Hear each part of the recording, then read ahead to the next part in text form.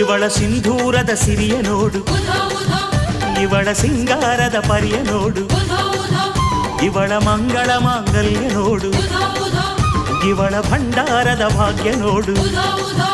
ಮಹಾದಿವ್ಯ ರೂಪ ಕಂಡಾಗ ನಮ್ಮ ಜೀವ ಪಾವನ, ದೇವಿ ನಿನ್ನ ದಯೆಯಿಂದ ಸಂತಸವು ಅನುದಿನ. ಏನು ಚಂದ ಹಬ್ಬ ಏನು ಚಂದ ಕಾಣುತ್ತಾಳೆ ಎಲ್ಲಮ್ಮ, ಜಗದಲ್ಲೇ ಅಂದಗಾತಿ ಇವಳಮ್ಮ.